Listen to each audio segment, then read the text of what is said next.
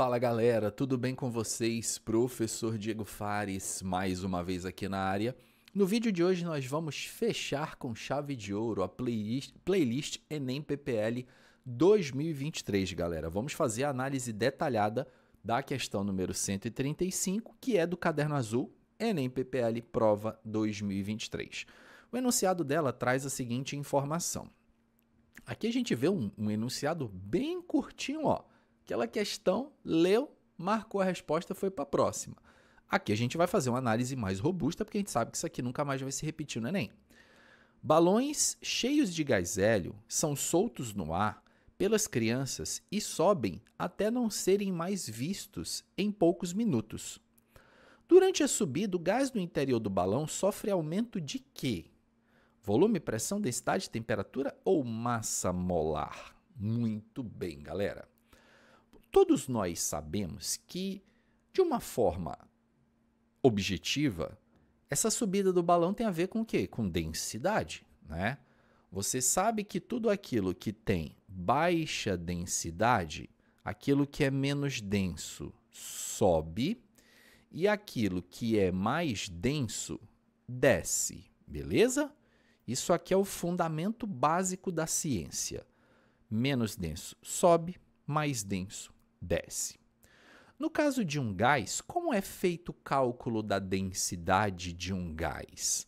Professor, densidade é massa dividido pelo volume, certo? Perfeito. Toda densidade é massa dividido pelo volume. Mas a gente sabe que um gás ele é caracterizado também por uma pressão e por uma temperatura. Como é que eu poderia estimar a densidade de um gás com pressão e temperatura? Aí, meu caro aluno, você vai lembrar da nossa querida equação de Clapeyron. Para o vestibular não resta tempo, ó. PV igual a NRT. Quem não lembra dessa aqui, né? Famosa, tem várias frases que a galera usa para memorizar a equação de Clapeyron. Para o vestibular não resta tempo. Essa aqui é a que eu acho mais bonitinha e comportada. Tem umas outras aí, um tanto quanto imorais, né? Aí tem menor de idade, a gente não pode falar essas coisas, né? Mas não sei o que, velha, não rejeita. É, essa mesma que você está pensando, né? Tem as outras aí muito pesadas. Essa nem adianta pôr nos comentários que eu não vou falar. Se comporte aí, ó. Tô de olho em ti aí do outro lado, beleza? Tem a outra, será que existe peixe vivo no rio Tietê, ó? Tem outra também. Por você nunca rezei tanto. Olha lá, tem várias, né? Enfim, essa aqui é a equação de Clapeyron, galera. Agora, esquecendo as várias formas de memorizá-la, vocês lembram que a gente pode desmembrar a equação de Clapeyron em que número de mols, você que já é aluno aqui do canal, já assistiu essa playlist de relações de massas, tem playlist disso aqui no canal. Número de mols é mzinho sobre mzão, tá? A massa dada pela massa molar.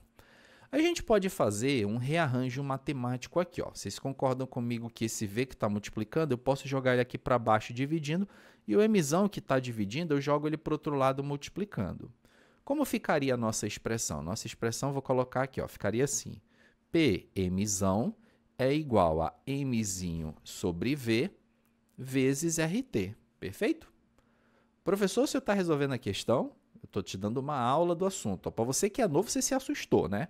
Se assustou, achou que eu ia dar sua resposta, o vídeo ia ter 1 minuto? Parceiro, que é o canal do professor Diego Fares, ó. Você vai ter muito conteúdo aqui, meu querido. Esse é o melhor canal para se preparar no Enem, pro Enem aqui, galera, sem dúvida, ó. Mzinho sobre V, tu lembra que é densidade, perfeito?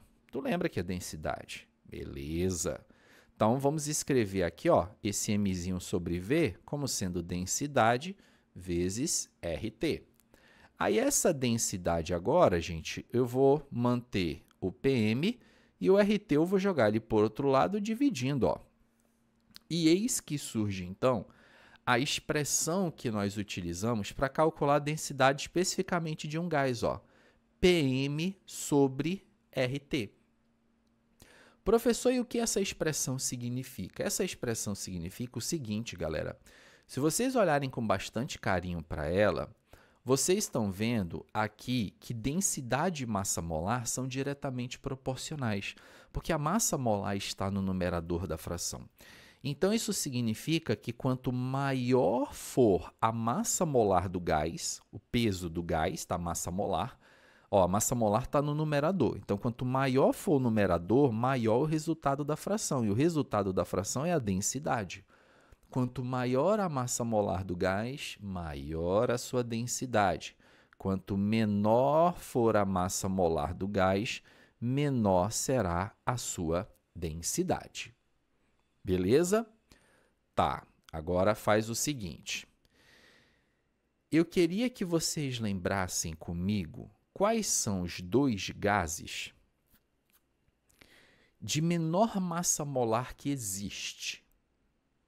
Quais são os dois gases de menor massa molar que existe? Bom, um deles é o gás hidrogênio, tá? Gás hidrogênio, esse aqui é o mais leve de todos. A massa molar do hidrogênio, galera, é 2 gramas por mol. E, em segundo lugar, nós temos o gás hélio, que é um gás nobre. Massa molar do hélio, 4 gramas por mol. Professor, esses gases, a massa dele é baixa? Sim, gente, 2 e 4 é uma massa muito baixa. E aí vocês entendem, então, que olhando aqui para a matemática anexada à teoria, que se a massa molar do gás é baixa, a densidade também é baixa.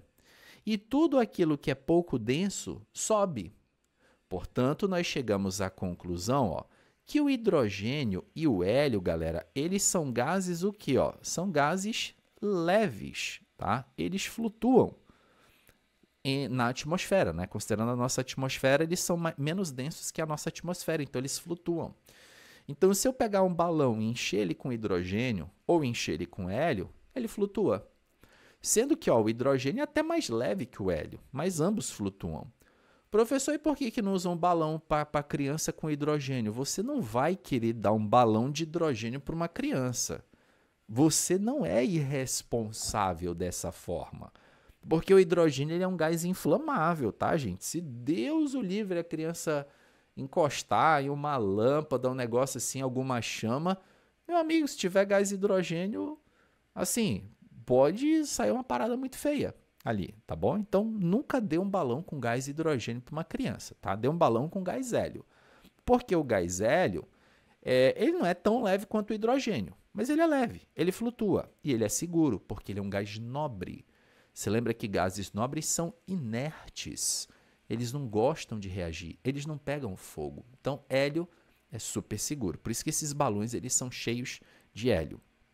Inclusive, você deve se lembrar também, os primeiros balões dirigíveis da história da humanidade eram com hidrogênio e deu vários casos de acidente. Se você procurar depois aqui no YouTube, acidente com balão dirigível, hidrogênio, você vai ver que os primeiros eram realmente uma coisa assim muito tensa. Né? Aí depois que começaram a usar o hélio, ficou mais segura aquela coisa toda, mas hoje não se usa mais balão dirigível, né? Enfim, isso aí é uma coisa mais do passado. Então, ok, vocês já entenderam aqui por que o hélio é um gás leve. Só que para essa questão, de forma específica, tá?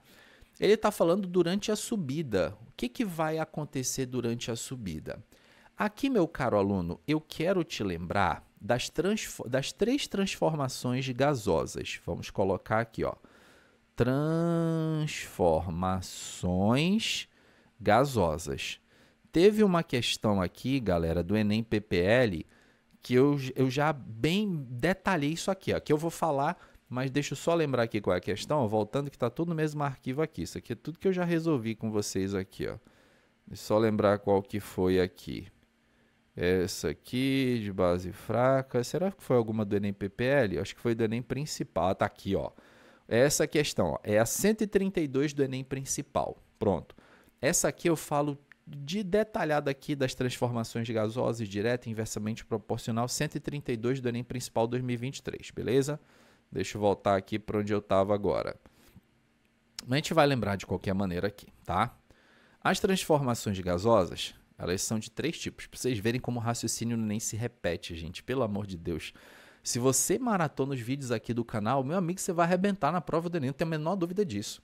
O problema é que as pessoas às vezes são preguiçosas. Cara, tá tudo aqui, ó. É gratuito, parceiro. É só tu assistir. Só isso. Só assiste. Aí tem gente que, mas o vídeo do Diego é longo, não sei o quê. Porra, meu amigo. Não tem condições desse jeito, ó. Isotérmica, meus queridos. Desculpa o desabafo aí e tal. Ó, tem transformação isotérmica, tem a transformação isobárica e tem a transformação isocórica. Belezinha? Vamos lá. Isotérmica, temperatura constante. Se a temperatura é constante, pressão e volume são inversamente proporcionais. Isso significa que se eu diminuo o volume de um gás, a pressão dele aumenta.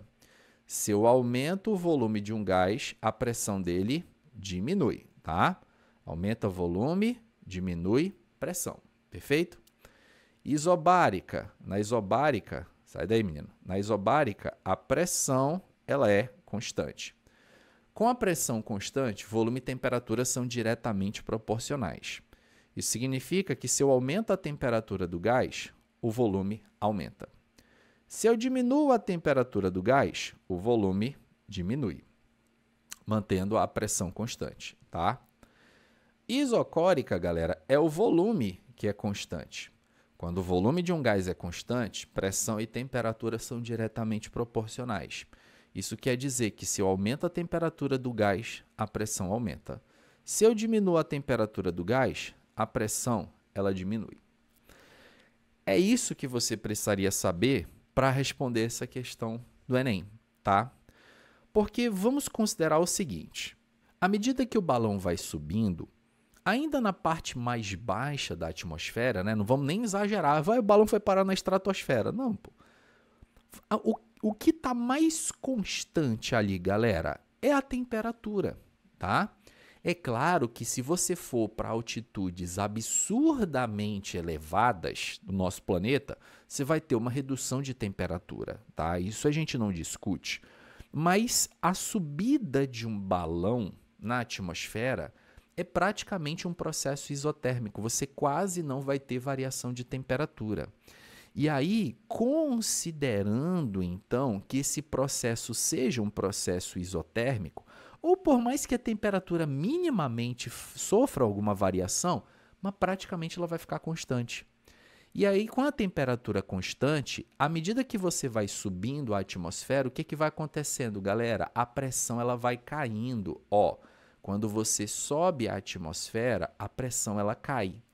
Se a pressão ela cai, o volume do balão tende a aumentar. Então, durante a subida, o balão sofre um aumento de quê, meu caro aluno? Um aumento de volume, o balão vai ficar maior. Inclusive, é por isso que ele estoura. Chega uma determinada hora, né? Eu lembro, por exemplo, que quando eu era criança, era muito comum, né? Criança da década de 80, ali, final da década de 80, não vou falar minha idade para vocês não, tá? Era muito comum eu ir com minha mãe e tal, nessas praças públicas, e aí sempre tem, né? Em praça pública até hoje, tem um pipoqueiro, vendedor de balão, aquele balão de hélio e tal. E era muito comum as mães comprarem esse tipo de coisa para as crianças, né? Não tinha celular, nada disso, a gente brincava. E antigamente as mães faziam o quê? Entregavam o balão na mão da criança. Hoje as mães já são muito mais treinadas, né? Ela parece que já está no DNA da mãe moderna. Ela não entrega aquele balão na mão da criança, ela amarra no pulso, porque ela sabe que o menino vai soltar aquele balão, né? Então o que acontece? Antigamente, né? A mamãe me entregava aqui, o balão ficava segurando aqui, beleza. Aí eu, naquele momento de abestalhamento da minha parte, ficava olhando assim para o céu, olhando para o balão da outra criança, né? Que o balão do outro é sempre maior que o nosso, soltava o balão. Aí o balão ia subindo, eu colocava pra chorar, eu chorava, porque o balão, mamãe, porque não sei o que, aquela coisa toda, né? Igual o Kiko chorando e tal. Aí a mamãe, meu filho, não chore não, meu filho, vou comprar outro balão pra você. Mas mamãe, aquele balão, o que vai acontecer? Não, meu filho, não esquente não, o papai do céu vai guardar o balão pra você, né? Não, as mães têm todo esse carinho, né? O papai do céu vai guardar. Não sei se já aconteceu isso com você, meu caro aluno, mas desculpa quebrar o encanto da coisa, mas o papai do céu não vai guardar o seu balão não, tá? Porque o que vai acontecer nesse caso é que o balão vai estourar. À medida que ele vai subindo, ele vai aumentando de volume, porque a pressão atmosférica diminui. E aí ele vai aumentando de volume, vai aumentando de volume. Aí chega uma hora que ele fica tão grande que ele simplesmente estoura. E vai cair em algum lugar só o plástico do balão. É basicamente isso que acontece. Eu sugiro que vocês assistam, depois desse aqui, um vídeo que ele é científico e ao mesmo tempo entretenimento. Que é um paraquedista que ele quebrou um recorde de salto da estratosfera. O cara saltou da estratosfera de paraquedas. Uma coisa louca. Depois vocês procurem aqui no YouTube. Salto paraquedas de estratosfera. É um balão que leva o cara para ele fazer esse salto. E é interessante que o vídeo mostra quando o balão está aqui embaixo, né? Eles colocam um L no balão, o balão ele está pequenininho. Mas quando chega lá no alto que o cara vai soltar, o balão está gigantesco. Então a gente entende que nesse tempo, ó, houve uma expansão do balão, porque justamente lá em cima a pressão atmosférica é muito baixa, então o volume do balão tende a ser um volume muito grande. Ó. Então olha só que interessante a gente perceber essa relação entre pressão e volume, que são grandezas inversamente proporcionais, tá? A gente não pode dizer, então, galera, que o balão vai sofrer um aumento de pressão. Muito pelo contrário, a pressão ela vai diminuir à medida que o balão sobe. O balão sofre um aumento de densidade? Não, gente, a densidade do balão não vai subir, até porque se o balão está subindo é porque ele é pouco denso, tá? Sofre um aumento de temperatura? Não, aqui o máximo que você poderia dizer é que a temperatura vai discretamente diminuindo, porque quanto mais você sobe na atmosfera, mais frio fica. Tá bom? O balão sofre um aumento de massa molar, a massa molar do gás não vai mudar, tá, gente? O hélio tem massa molar 4, ele vai continuar com massa molar 4 aqui embaixo ou lá em cima, não importa onde ele esteja, beleza? Galera, finalizo por aqui a playlist Enem PPL 2023. Espero que você tenha gostado. Olha, se você assistiu ela toda, cara, você aprendeu muita coisa. É muito, mas muito conteúdo que foi passado aqui. Vale super a pena, gente. É um trabalho longo, cansativo, desgastante, mas ó, no final das contas vai dar tudo certo. Confio muito em você, meu querido aluno. Vai lá e arrebenta no seu Enem. Grande abraço a todos, vejo vocês no próximo vídeo do canal. Até lá, gente. Valeu!